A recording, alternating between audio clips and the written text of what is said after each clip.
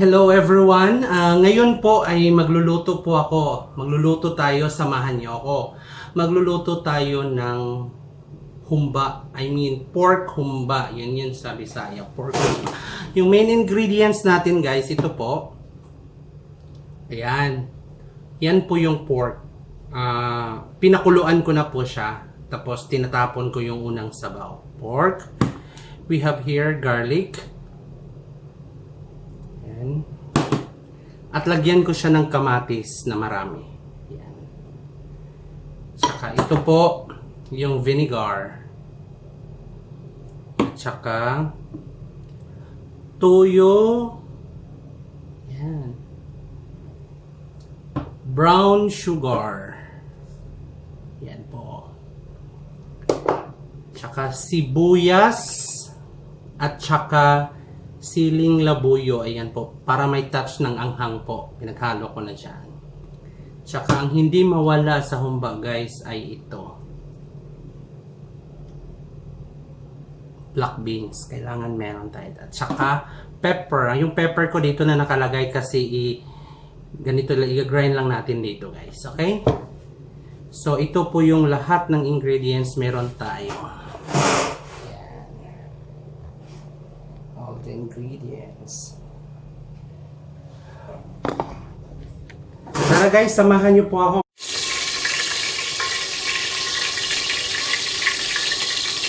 Ayan guys, kumukulo na po yung oil. Ilagay natin yung onion at saka garlic. Ayan. Yung garlic, onion at saka sili pala. So, ilagay na natin yung garlic. Ayan.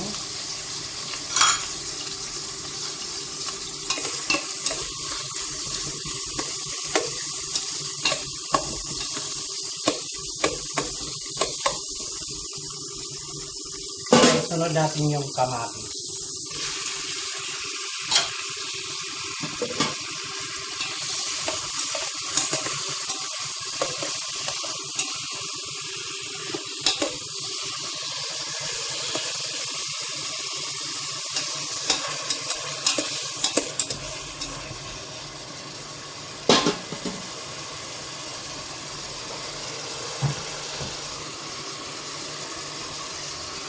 Tapos ilagay na natin yung karne. Ayan.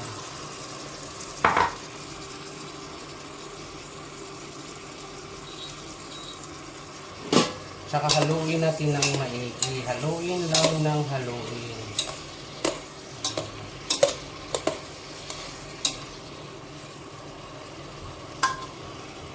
Tsaka let it simmer for 3 minutes. Balikan natin yan. Takpan lang natin muna yan. Guys, iloload na po natin yung suka natin. Ayan.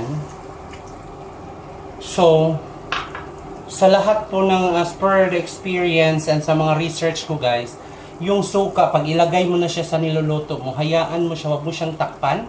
Hayaan mo lang siya para lalabas yung acid talaga niya. Ayan. Ang aamoy, sarap ng amoy.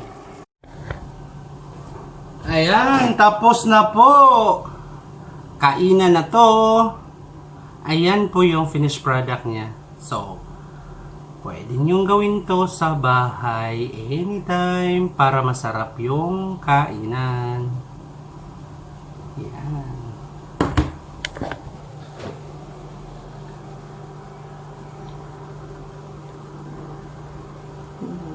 Yan na yun siya guys.